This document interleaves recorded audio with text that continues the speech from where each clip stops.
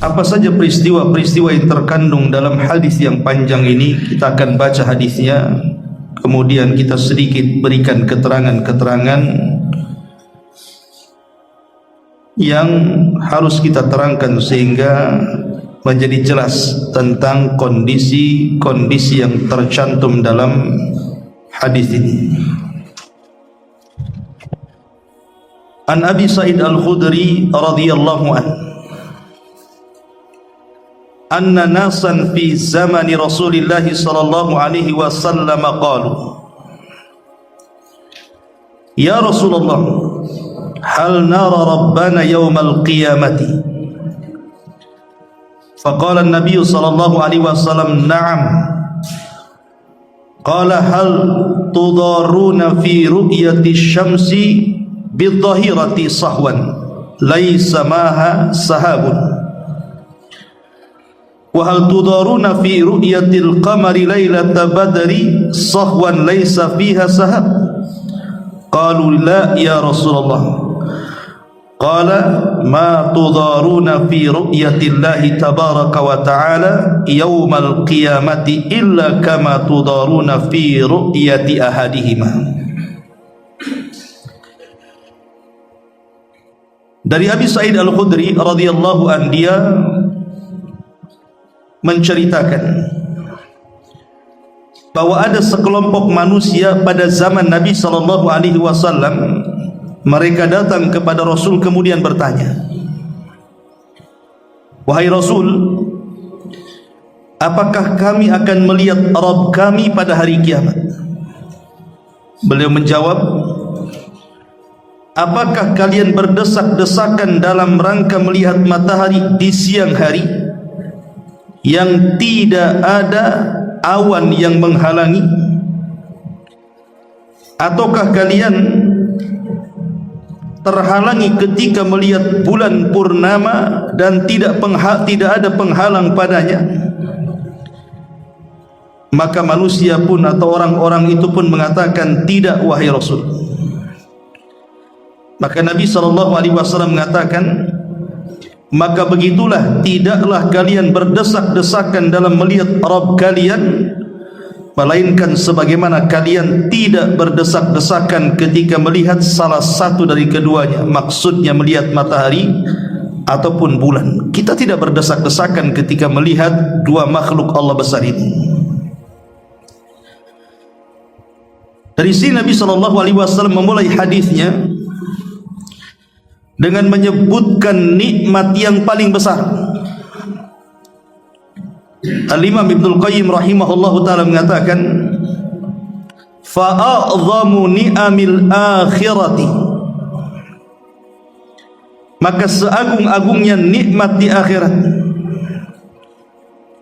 waladhatuha, dan juga yang paling lezat dari seluruh nikmat ini, huwa an-nadharu ila wajhi Rabbi azza wa jalla, ketika seseorang diizinkan mampu melihat wajah Allah Rabbnya azza wa jalla, wa sama'u kalamihi, dan bisa mendengar kalam-kalamnya, wal qurbu minhu, dan bisa mendekat kepadanya, kama thabata fi sahih fi hadithir ru'ya, sebagaimana yang tertera dalam hadis-hadis sahih yang bicara tentang ru'yatullah, seorang mukmin akan melihat Allah Subhanahu wa taala. Bahkan dalam sebuah hadis dijelaskan, ketika penduduk sorga masuk ke dalam sorga, maka Allah Subhanahu wa taala akan datang kepada mereka di balik tabir. Kemudian Allah Subhanahu wa taala katakan, turiduna syai'an azidukum, maukah ku tambah lagi nikmat yang sudah kalian peroleh, ku tambah lagi. Maka penduduk sorga tiba-tiba mengatakan, ya Rabb, alam tubayyid wujuhana, bukankah engkau sudah memutihkan wajah-wajah kami, wa tudkhilana al-jannah, dan memasukkan kami ke sorga, wa tubaiduna anin nar, dan menjauhkan kami dari neraka, apalagi ya Rabb, sudah cukup.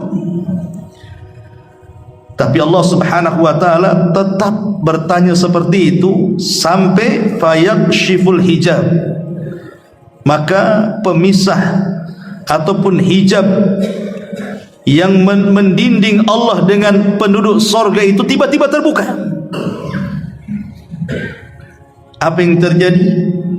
Fama u'tu syai'an ahabba ilaihi min nadhari ila rabbihim.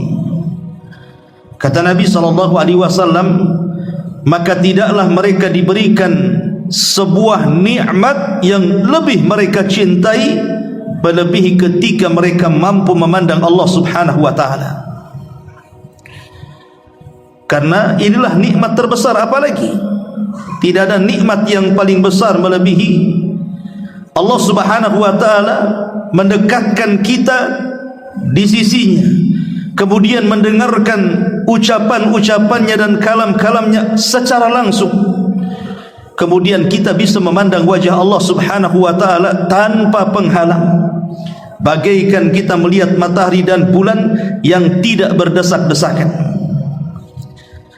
Ma'asyiral muslimin yang dimuliakan Allah Subhanahu wa taala, maka berdoalah kepada Allah Subhanahu wa taala agar kita bisa memandang wajah Allah Subhanahu wa taala. Kemudian Rasulullah SAW melanjutkan sabdanya,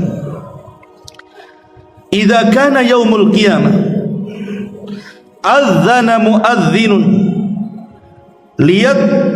liyattabi' kullu ummatin ma kanat ta'budu fala yabqa ahadun kana ya'budu ghayra Allah subhanahu minal asnami wal ansabi illa yatasaqatuna finnar hatta idza lam yabqa illa man kana ya'budu Allah min barrin wa fajirin wa ghubari ahlil kitabi fayud'al yahud fayuqalu lahum ma kuntum ta'budun qalu kunna na'budu Uzair ibnullah fayuqalu kadzabtum mattakhadallahu min sahibatin wala waladin famadza tabghuna qalu atishna ya rabbana fasqina fayusharu ilaihim ala tariduna fayuhsyaruna ila an-nar ka'annaha sarabun yakhtimu ba'daha ba'dha fatasaqatuna fin nari. Kata Nabi SAW, pada hari kiamat akan didatangkan seorang penyeru yang akan menyeru. Kemudian penyeru mengatakan, hendaklah setiap umat mengikuti sesuatu yang dahulu mereka sembah di dunia, sehingga tidaklah ada seorang pun yang menyembah selain Allah berupa berhala atau patung-patung, melainkan mereka akan berjatuhan ke dalam neraka, sehingga tidak ada yang tersisa seorang pun kecuali orang-orang yang menyembah Allah, baik dia orang yang baik ataupun yang buruk. Dan juga sebagian sisa-sisa ahli kitab dari kalangan Yahudi akan didatangkan di hadapan Allah Subhanahu wa taala. Kemudian Allah akan bertanya kepada orang-orang Yahudi ini, apa yang kalian sembah dahulu di dunia? Maka orang-orang Yahudi mengatakan, kami dahulu menyembah Uzair putra Allah. Maka dikatakan kepada mereka, kalian berdusta. Allah mengatakan, kami dahulu, ataupun Allah Subhanahu wa taala mengatakan, Allah tidak menjadikan istri ataupun anak. Bagaimana kalian menyembah Uzair putra Allah?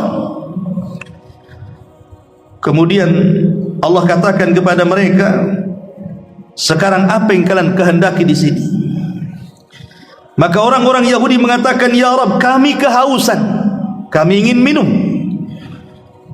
Maka kemudian mereka diberikan isyarat pada sesuatu yang membuat mereka hilang dahaganya.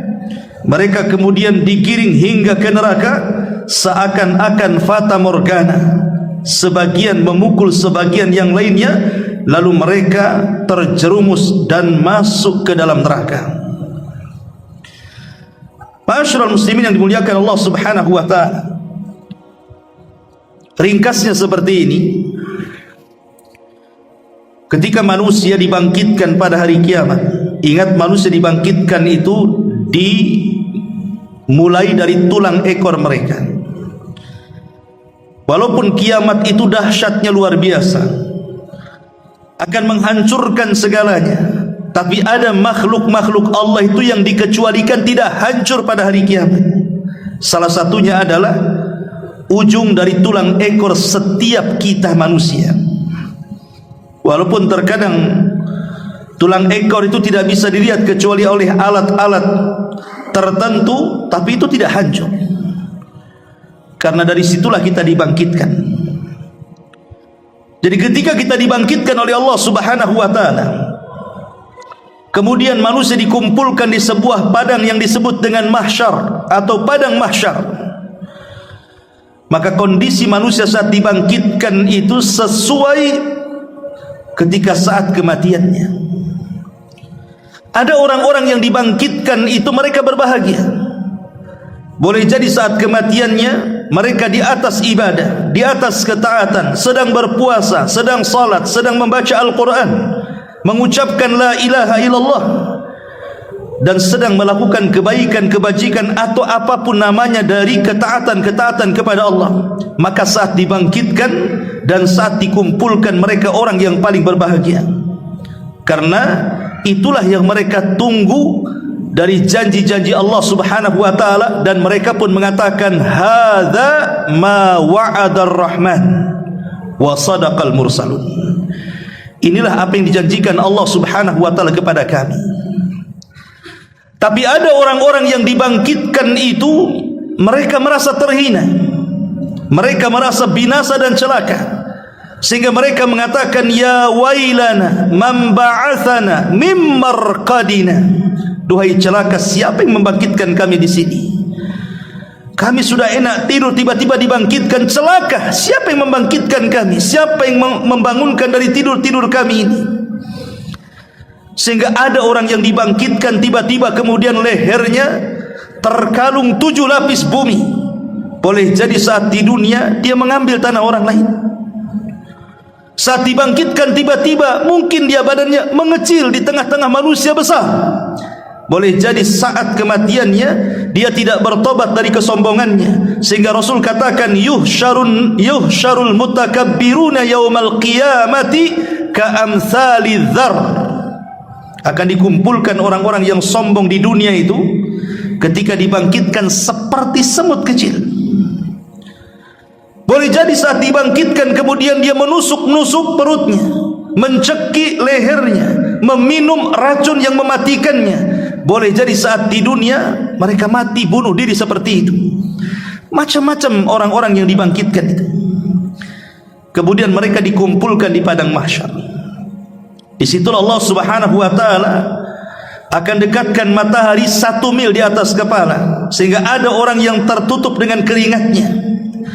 Ketika ada orang-orang yang tertutup dengan keringatnya, tentu sesuai dengan amalannya, maka Allah Subhanahu wa taala akan memisahkan setiap manusia di situ. Allah Subhanahu wa taala akan katakan, wahai para pemimpin-pemimpin yang adil, keluar kalian dari situ. Kemudian Allah Subhanahu wa taala sudah menyiapkan satu naungan dari arasy-Nya, di mana kepalanya tidak akan tersentuh dengan sengatan matahari. Maka para pemimpin yang adil keluar dari kerumunan manusia, kemudian diletakkan di bawah naungan arsy Allah Subhanahu wa taala. Wahai anak-anak muda yang hatinya selalu tergantung dengan masjid, kalian keluar dari situ. Wahai orang-orang yang menjaga kehormatannya, keluar dari situ. Wahai orang-orang yang mungkin tengah malam kemudian bangun, kemudian meneteskan air mata karena takut kepada Allah, keluar kalian dari situ. Wahai orang-orang yang bersedekah, dan begitulah Rasulullah menyebutkan satu-satu amalan-amalan yang bisa menaungi mereka pada hari di saat tidak ada naungan kecuali naungan Allah Subhanahu wa taala. Mereka dipisah tuh di padang mahsyar itu. Subhanallah. Ya. Kemudian setelah mereka pun dipisah antara orang-orang baik dan orang fajirnya, maka Allah Subhanahu wa taala mulailah kemudian menanyakan sesuatu kepada hamba-hambanya, tentu dimulai dari para nabi. Allah Subhanahu wa taala akan datang kepada Adam alaihi salatu wassalam, ya Adam, akhrij bi'san nar. Wahai Adam, keluarkan dari keturunanmu utusan-utusan neraka. Adam bingung, wa ma bi'san nar, apa yang dimaksud utusan neraka ya Rabb? Maka Allah mengatakan, keluarkan dari keturunanmu dari 1999, masukkan mereka ke neraka, satu ke sorga. Dari sini menunjukkan bahwa penghuni neraka jauh lebih banyak dibandingkan penghuni sorga, karena jumlahnya dari 1000, satu masuk sorga, 999 masuk neraka. Kemudian Allah Subhanahu wa taala datang kepada Nuh dan mengatakan, ya Nuh, apakah sudah kau sampaikan risalahku kepada umat? Maka Nuh mengatakan, ya Rabb, sudah ku sampaikan risalahmu kepada umatku, bahkan siang malam aku berdakwah kepada mereka. Inni da'autu qaumi laila wa nahara, aku berdakwah kepada kaumku siang malam ya Rabb. Maka Allah mengatakan kepada kaumnya Nuh, wahai kaum Nuh, betul Nuh sudah menyampaikan risalahnya kepada kalian. Kata kaum Nuh mengatakan, kadzaban Nuh, Nuh dusta wa ya Rabb, dia tidak pernah menyampaikan risalahnya kepada kami, katanya. Maka Allah mengatakan, lihat Nuh, umatmu mengatakan engkau belum menyampaikan risalah kepada mereka. Adakah engkau saksi bahwa engkau menyampaikan risalahmu kepada mereka? Maka Nuh mengatakan, ya ada. Siapa? Kemudian Nuh mengisyaratkan kepada Rasul kita Muhammad sallallahu alaihi wasallam dan umatnya, kita-kita ini. Kemudian Allah bertanya kepada Rasulullah sallallahu alaihi wasallam, apakah engkau akan jadi saksi bagi kaum yang tidak pernah kau lihat wahai Muhammad? Engkau tidak hidup di zaman Nabi Nuh, bagaimana engkau akan bersaksi kepada zaman yang kau tidak saksikan? Maka Rasulullah sallallahu alaihi wasallam dan umatnya mengatakan, ya Rabb, yang mengatakan Nuh sudah menyampaikan risalah itu engkau sendiri. Maka kemudian Nabi SAW membacakan suratun Nuh, bagaimana Nuh sudah menyampaikan risalahnya. Maka Allah katakan, sungguh benar ucapanmu dan sungguh benar Nuh alaihi salatu wassalam, dan sungguh berdusta kaumnya. Jadi Nabi Allah Subhanahu wa taala terus akan bertanya kepada setiap para nabi, termasuk Nabi Isa bin Maryam. Isa akan dihadapkan di hadapan Allah. Kemudian Allah Subhanahu wa taala mengatakan, ya Isa bin Maryam, a anta qulta lin-nasi ittakhiduni wa ummiya ilahaini min dunillah. Wahai Isa, putra Maryam, apakah kamu mengatakan kepada manusia, jadikan aku dan ibuku dua orang Tuhan selain daripada Allah? Karena umat Nasrani menganggap Isa itu Tuhan dan ibunya juga Tuhan. Maka Allah mengatakan kepada Isa, wahai Isa, apakah engkau mengajak manusia untuk menyembahmu dan ibumu? Maka Isa mengatakan, subhanaka ma yakunu li an aqula ma laysa li bihaq, in kuntu qultuhu faqad alimta ta'lamu ma fi nafsi wa la a'lamu ma fi nafsik innaka anta 'allamul ghuyub. Maka Isa pun membantah dan mengatakan, maha suci engkau ya Rabb, tidak mungkinlah aku mengucapkan kalimat itu. Jika aku mengucapkannya pasti kau tahu, karena engkau tahu apa yang aku ucapkan sementara aku tidak tahu apa yang ada padamu. Dan begitulah kemudian Allah Subhanahu wa taala akan menanyai seluruh para nabi. Setelah seluruh para nabi ditanya, maka mulailah bertanya kepada setiap umatnya dan mengatakan, ikutilah setiap nabi yang kalian ikuti di dunia. Akhirnya kemudian masing-masing umat itu akan di belakang para nabinya. Pamannya Nabi Nuh, maka umatnya akan di belakangnya. Nabi Isa, Nabi Musa, Nabi Syuaib, semua para nabi, termasuk Nabi kita Muhammad sallallahu alaihi wasallam, semua umat akan dikumpulkan bersama para nabinya. Karena di sini akan terjadi mahkamah besar, peradilan besar. peradilan Allah Subhanahu wa ta'ala yang disebut dengan hisab. Hisab itu pengadilan Allah Subhanahu wa ta'ala seadil-adilnya, karena Allah langsung yang menjadi hakimnya, malaikat menjadi saksinya, dan semua kita menjadi orang-orang yang tertuduhnya. Ma'asyiral muslimin yang dimuliakan Allah Subhanahu wa ta'ala, proses hisab inilah ada kemudian orang-orang yang dihisab mudah yang disebut dengan al-arad. Ada orang-orang yang dihisab dengan hisab yang begitu sulit yang disebut dengan hisaban asira, hisab yang begitu sulit karena Allah akan menanyakan kepada kita sedetil mungkin. Orang kalau sudah ditanya sedetil-detilnya berarti ini hisabnya sulit. Tapi kalau ditanya tidak detail berarti hisabnya mudah. Jadi ada orang yang detail sekali pertanyaannya. Karena Nabi SAW mengatakan manukisha al-hisab halak, siapapun yang ketika ditanya dan detail pertanyaannya celaka dia. Inilah hisab yang sulit. Ma'asyiral muslimin yang dimuliakan Allah Azza wa Jalla, baru selesai hisab terjadilah mizan timbangan. Semua akan ditimbang, termasuk badan kita, catatan kita, amalan kita, dan semua di sini akan nampak keadilan Allah Subhanahu wa ta'ala, di mana amal sebiji zarah pun akan nampak saat terjadi penimbangan amal itu. Tidak ada yang mengelak dari timbangan ini. Ma'asyiral muslimin, baru setelah penimbangan amal ini maka kondisi akan digelapkan segelap-gelapnya. Disitulah kemudian Allah Subhanahu wa ta'ala memerintahkan orang-orang yang menyembah selain daripada Allah di dunia akan mengikuti setiap sesembahannya. Kemudian mereka pun akan digiring ke neraka. Inilah yang Allah Subhanahu wa ta'ala firmankan, uhsyurul ladzina zalamu wa azwajuhum wa ma kanu ya'budun. Kumpulkan orang-orang yang zalim dan yang semisal mereka dan apa yang mereka sembah dari selain daripada Allah Subhanahu wa ta'ala min dunillah, fahduhum ila siratil jahim, hantarkan mereka ke dalam neraka jahim.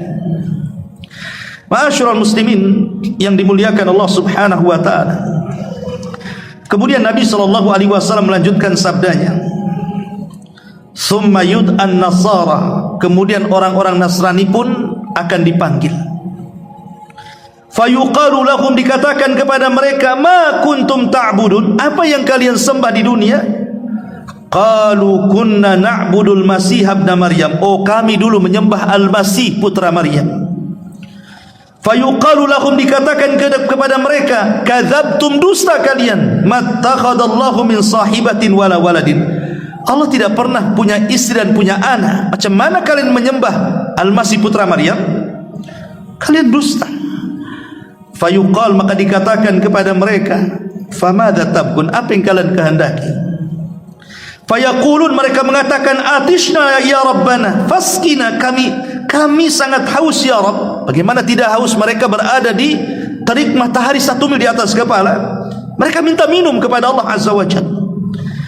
Qala fayusharu ilaihin ala tariduna fayuhsharu ila jahannam ka'annaha sarabun yakhtimu ba'daha ba'dan fayatasaqatuna finnar.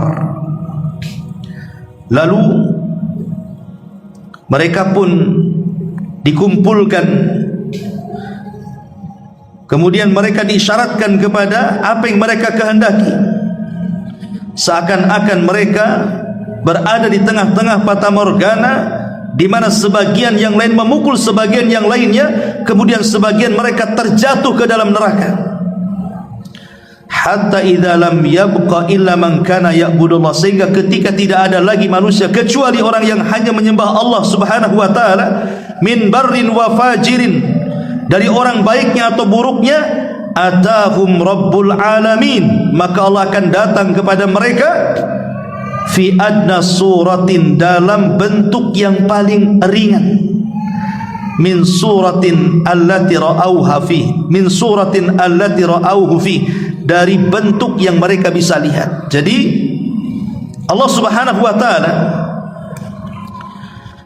ketika kemudian di padang mahsyar itu akan datang kepada manusia, Dan itu disyaratkan dalam Al-Quran kan, wa jaa rabbuka wal malaku saffan saffah. Dan Allah akan datang kepada manusia di padang mahsyar sementara malaikat bersaf-saf. Dan tentu orang-orang yang beriman mereka mampu memandang wajah Allah Subhanahu wa taala. Tapi orang-orang kafir mereka akan terhalang dari melihat wajah Allah Subhanahu wa taala. Kenapa? Karena Allah Subhanahu wa taala berfirman, kalla innahum ar-rabbihim yawma idzin lamahjubun. Kelak pada hari kiamat, orang-orang kafir itu terhadap Rabb mereka pada hari kiamat mereka terhalang, tidak bisa memandang. Karena memandang Allah itu kan sebuah kenikmatan, sehingga hanya orang-orang yang beriman saja yang diberikan kenikmatan mampu memandang Allah. Tapi orang-orang yang kafir, munafik, mereka tidak diizinkan memandang Allah. Kalaupun kata para ulama akidah Allah tampak di mata-mata mereka, maka Allah akan membentuk dirinya seolah-olah zat yang sangat menakutkan kepada mereka. Mereka ketakutan ketika memandang wajah Allah, karena posisi mereka menjadi pesakitan di hadapan hakim yang siap memutuskan. Makanya di sini Allah Subhanahu wa taala akan datang kepada mereka dalam bentuk yang paling rendah. Terkadang orang yang beriman tidak bisa mengenalinya, padahal itu Allah Subhanahu wa taala. Kemudian qala Allah berfirman, fama tantadiruna, apa yang kalian tunggu katanya.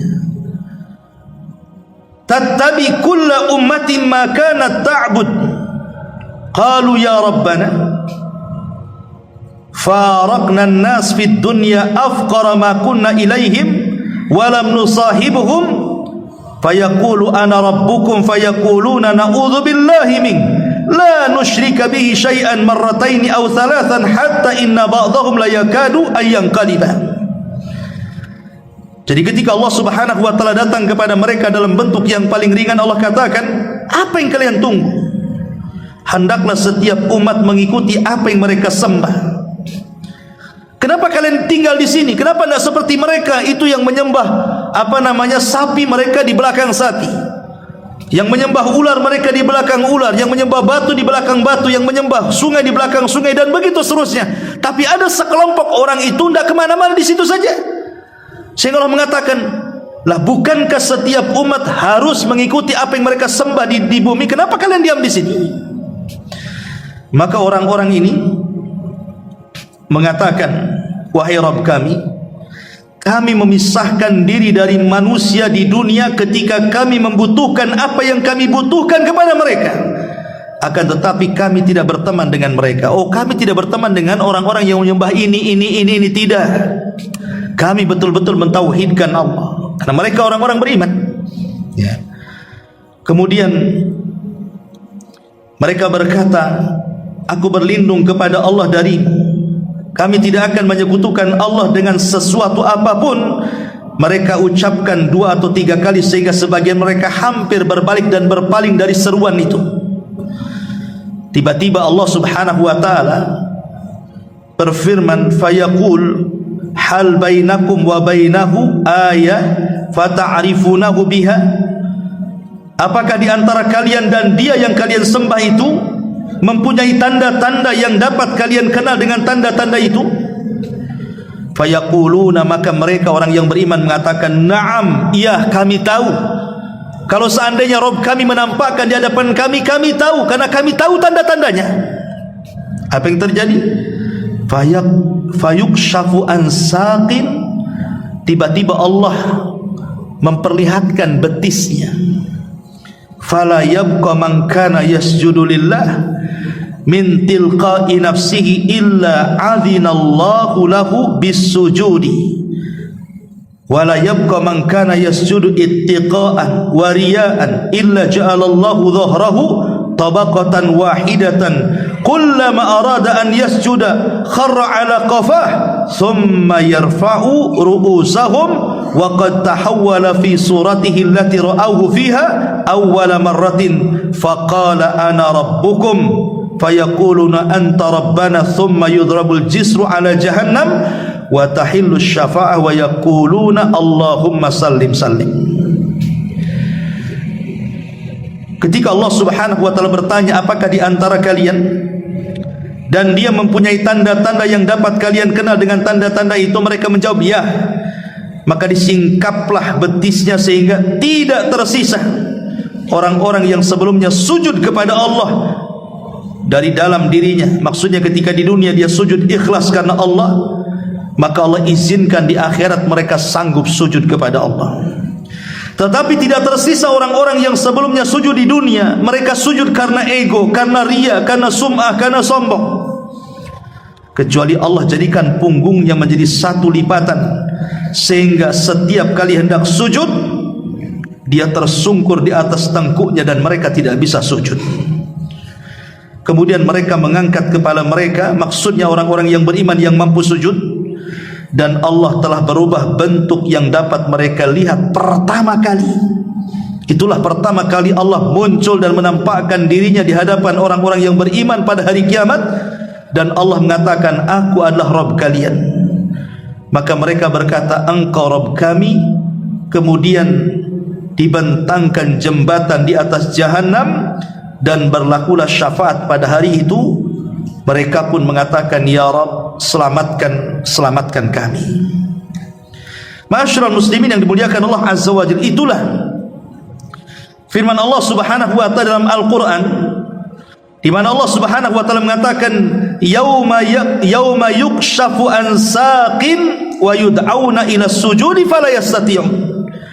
Pada hari betis disingkapkan dan mereka dipanggil untuk sujud, tapi mereka tidak bisa sujud. Siapa mereka?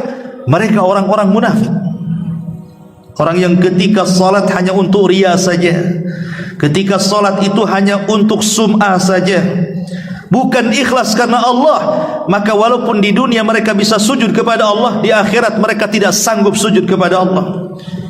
Hanya orang-orang yang ketika di dunia ikhlas sujudnya karena Allah, merekalah yang kemudian mampu sujud kepada Allah Subhanahu wa taala. Ma'asyiral muslimin yang dimuliakan Allah Azza wa Jalla, kembali ke cerita Yaumul Qiyamah. Kita tahu bahwa setelah proses mizan, timbangan, dan saya katakan di awal bahwa penimbangan amal itu terdiri daripada 3. Pertama, orangnya. Dan ingat, orangnya ketika ditimbang itu bukan karena besar ataupun kurusnya sehingga mempengaruhi berat dan tidaknya timbangan, bukan itu. Karena nanti pada hari kiamat akan datangkan orang yang paling gemuk di dunia. Siapa orang yang paling gemuk di dunia, yang obesitas itu? Itu akan didatangkan oleh Allah Azza wa Jalla, kemudian ditimbang. Rupanya beratnya tidak lebih daripada sayap nyamuk, saking ringannya. Tapi ada orang-orang yang datangkan kurus, krempeng, kering. Ketika di dunia orang yang paling kurus, ketika ditimbang rupanya lebih berat daripada gunung Uhud. Sebagaimana hadis ketika Abdullah bin Mas'ud radhiyallahu anhu naik ke atas pohon kurma, tiba-tiba datang angin tersingkap jubahnya. Kemudian terlihatlah kurus dari betisnya Abdullah bin Mas'ud, ditertawakan oleh para sahabat. Kemudian Rasul mengatakan, jangan kalian tertawakan kedua betisnya Abdullah bin Mas'ud, karena kalau ditimbang di hadapan Allah, kedua betisnya lebih berat daripada gunung Uhud, kata Nabi SAW. Menunjukkan bahwa bukan persoalan gemuk ataupun krempengnya yang mempengaruhi berat dan tidaknya timbangan, tetapi yang mempengaruhi adalah amal dan catatannya.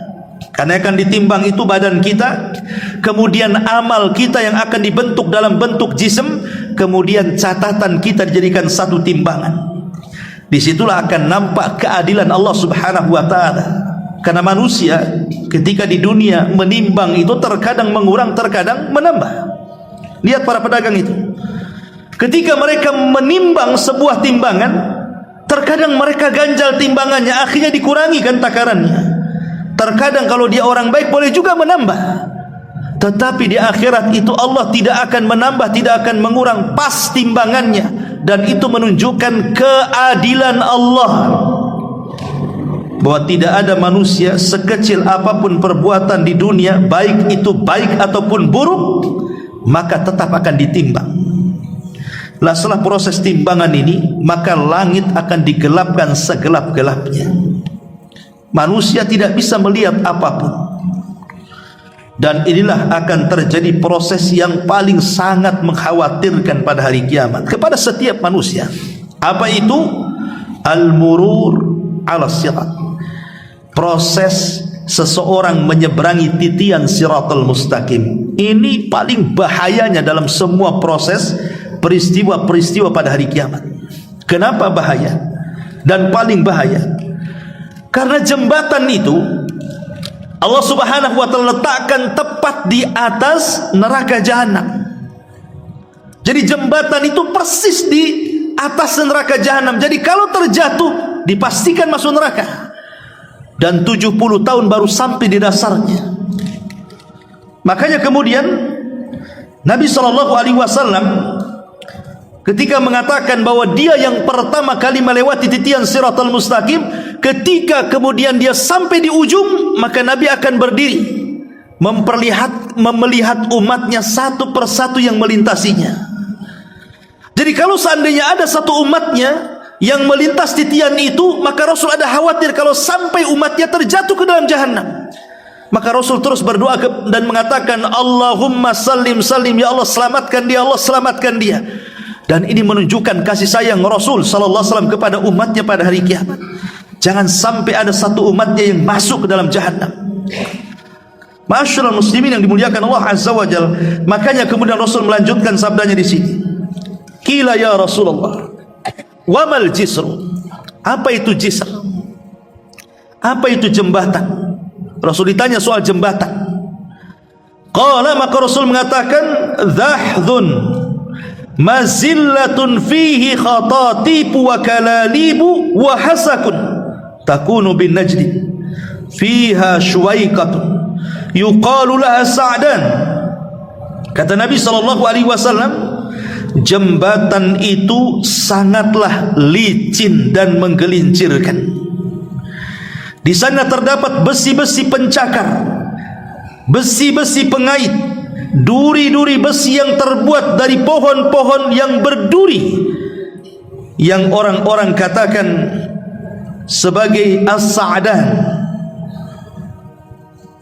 Kemudian kata Rasul, fayamurrul mu'minun katarafil aini wa kalbarki wa karrihi wa katairi wa kaajawidil khayli wa rukabi. Maka ketika orang-orang yang beriman melalui titian itu, maka di antara mereka ada yang seperti kilat, tahu-tahu dah sampai di ujung. Ada yang seperti kedipan mata, ada yang seperti angin, ada yang seperti burung, ada yang seperti kecepatan lari kuda, bahkan ada yang seperti berlari kencang. Ada juga yang kemudian di antara mereka yang menunggangi tunggangan. Kemudian kata Rasul, fanaji muslim wa makhdush mursalun wa makdush finnari jahannam hatta idha khalusal mu'min minan nar.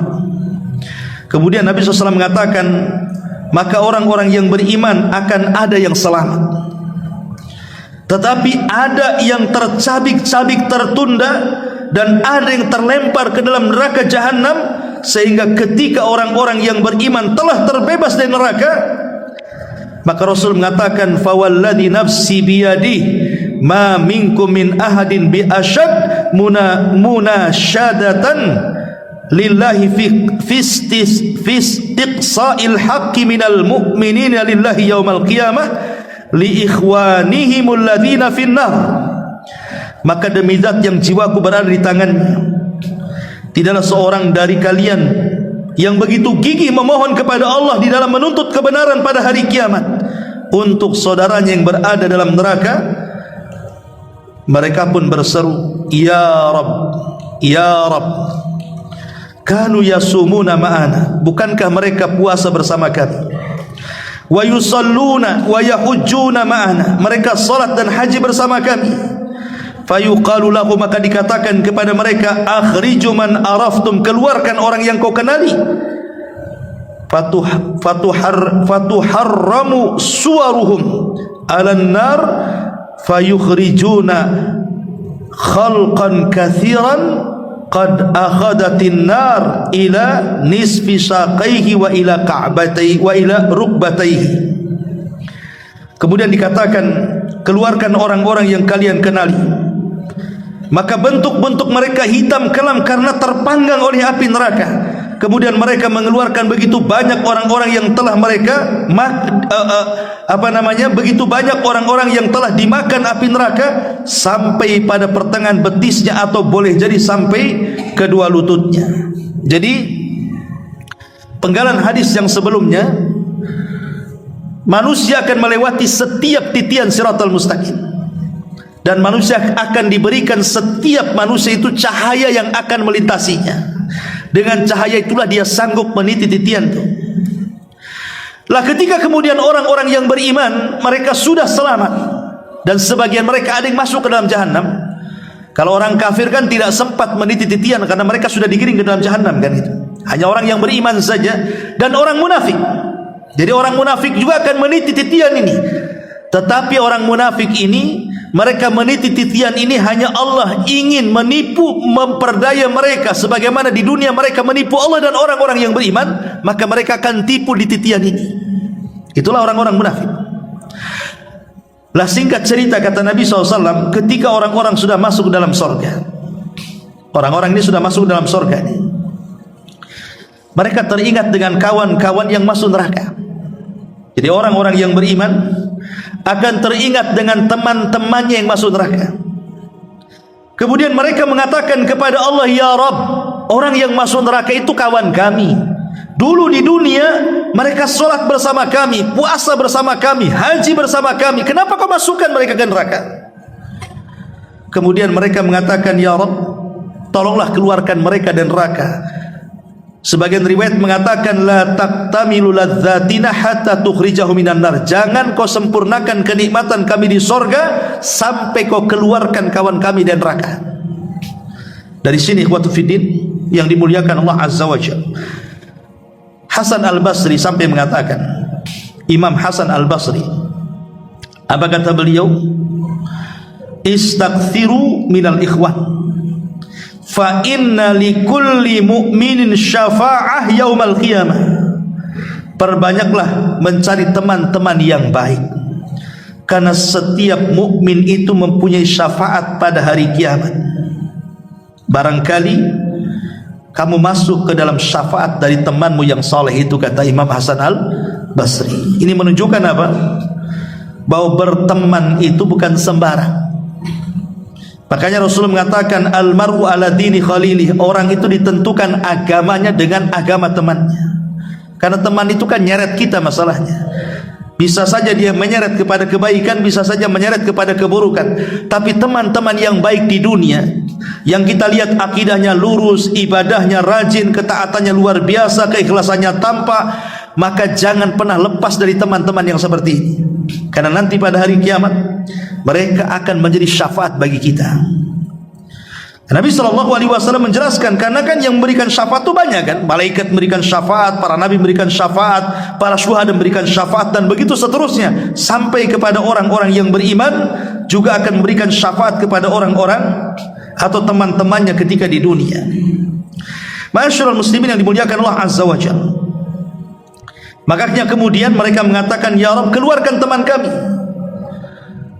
Kemudian Nabi SAW sampai bersumpah dan mengatakan, demi zat yang jiwaku berada di tangannya, tidaklah seorang dari kalian yang begitu gigih memohon kepada Allah dalam menuntut kebenaran pada hari kiamat, kemudian mereka ingin saudara-saudaranya selamat dari api neraka. Kemudian mereka mengatakan, Rabbana, wahai Rabb kami, mereka puasa bersama kami, solat bersama kami, haji bersama kami. Maka Allah mengatakan, kalau gitu keluarkan orang-orang yang kau kenali. Dalam riwayat, maka mereka pun meminta kepada Allah dengan menyebutkan namanya. Pamannya, saya punya kawan si fulan, saya masuk surga. Kemudian saya sebutkan si anu, si anu, si anu, si anu, disebutkan namanya satu-satu yang ia kenal selama di dunia tuh. maka malaikat akan diutus oleh Allah untuk menyelamatkan orang yang disebut tadi. Dan malaikat tidak kenal siapa yang akan dikeluarkan kecuali dari bekas sujudnya.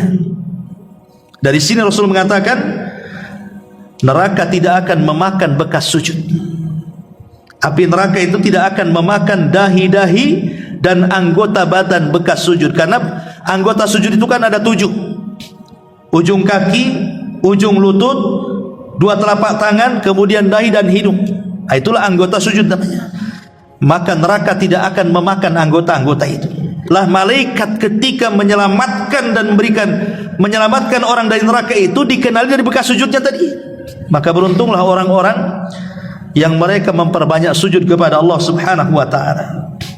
Ma'asyiral muslimin yang dimuliakan Allah Subhanahu wa taala. Kemudian summa yaqulun, kemudian orang-orang yang beriman di surga mengatakan lagi, Rabbana ma baqiya fiha ahad. Wahai Rabb kami, tidak tersisa lagi seorang pun yang telah Engkau perintahkan kepada kami. Fayaqul, maka Allah katakan, irji'u fama wajadtum fi qalbi mithqala dinar min khairin fa akhrijuhu. Maka Allah mengatakan, kembalilah kalian, tengok lagi, ada enggak kawan kalian di neraka itu?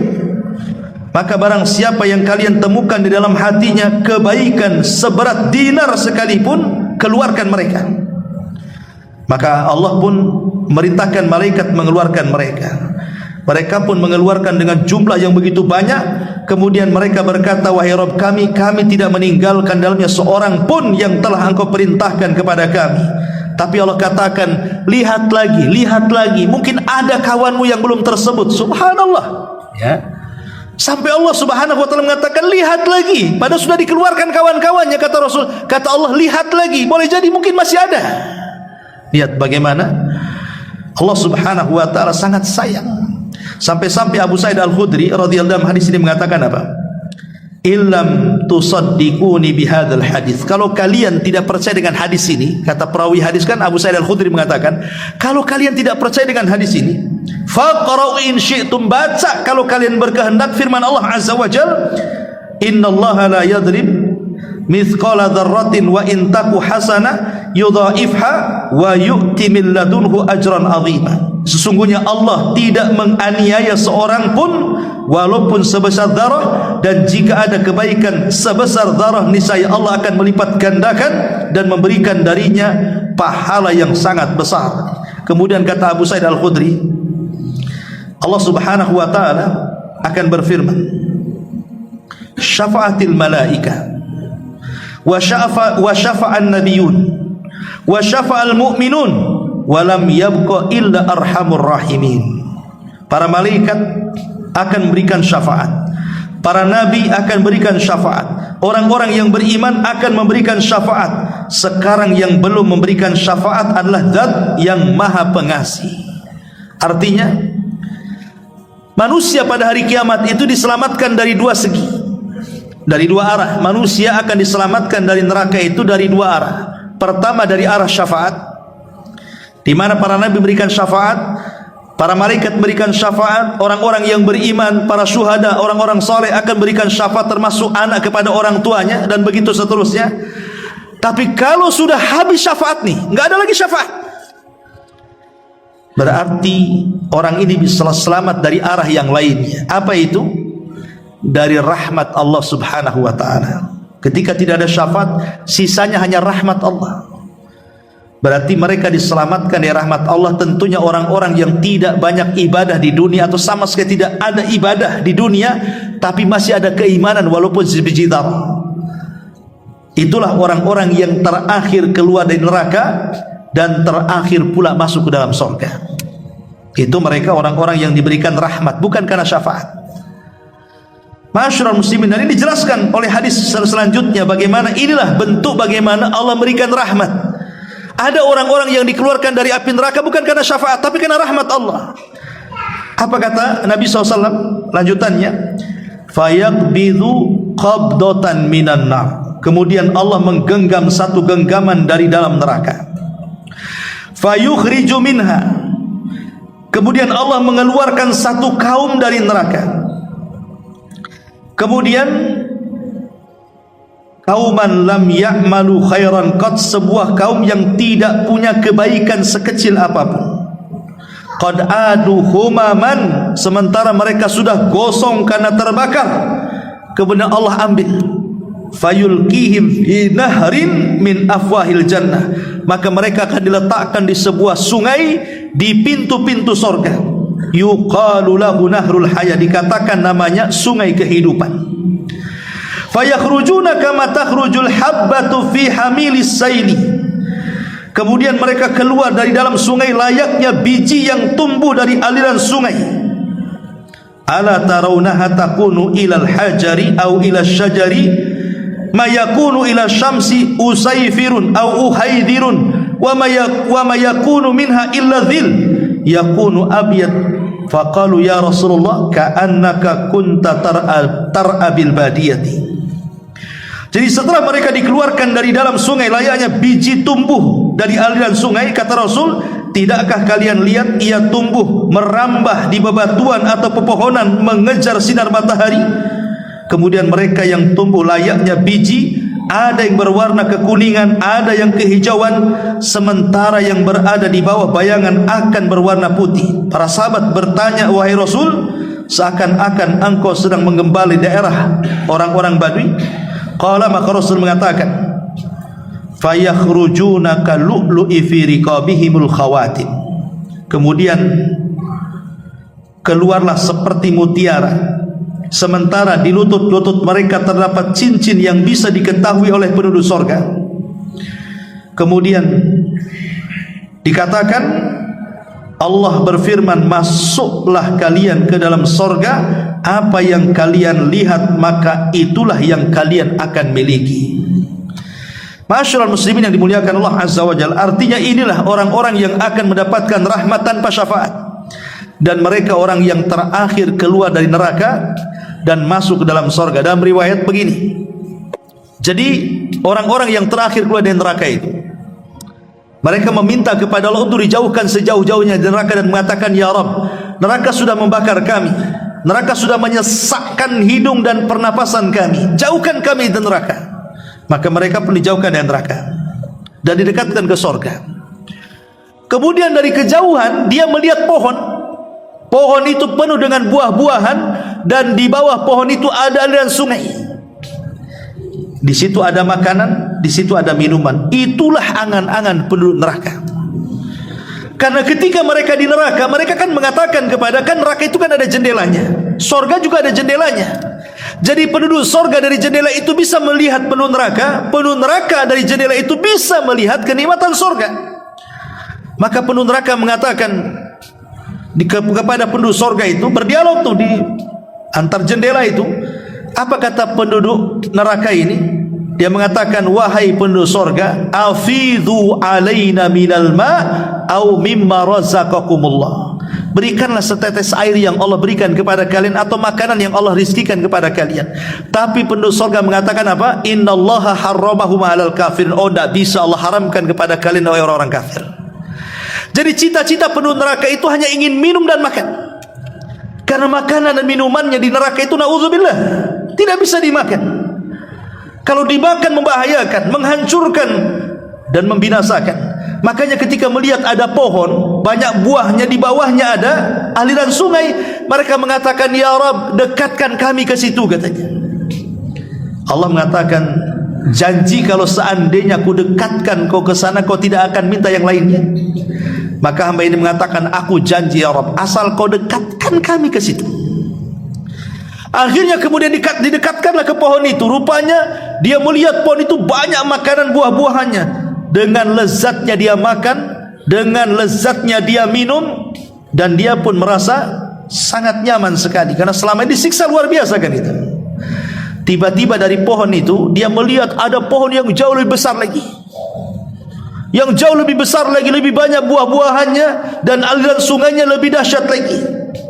Tiba-tiba mengatakan, ya Rabb, bisa enggak kau dekatkan aku ke pohon yang itu, katanya. Allah mengatakanlah, tadi kan sudah aku katakan, kalau aku dekatkan kau tidak akan minta yang lainnya. Iya wahai Rabb, ini kedua kalinya, katanya. Akhirnya didekatkan ke pohon yang kedua. Kemudian dari pohon yang kedua ada pohon yang ketiga lagi. Dan dia mengatakan, ya Rabb, dekatkan kami kepada pohon yang ketiga. Lah, bukankah kau sudah mengatakan kalau sudah dekatkan ke pohon yang kedua kau tidak akan meminta? Iya, ini yang terakhir ya Rabb, katanya. Nikmat manusia. Didekatkanlah ke pohon yang ketiga. Rupanya setelah pohon yang ketiga itu ada gerbang sorga. Dia bisa melihat dari celah-celah sorga itu bagaimana kenikmatan di dalamnya. Dia mengatakan, ya Rabb, masukkan aku ke sorga. Lah, tadi apa yang kau bilang? Setelah ku dekatkan kau ke pohon yang ketiga, kau tidak akan minta lagi, katanya. Itulah rupanya manusia seperti itu ya. Kadang-kadang janji ini hanya janji di lisan saja ya.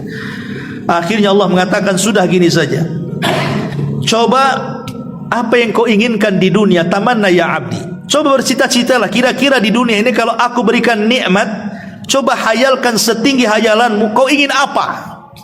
Berhayalah kemudian hamba ini sampai mentok hayalannya, ingin ini macam-macam lah dalam otaknya itu.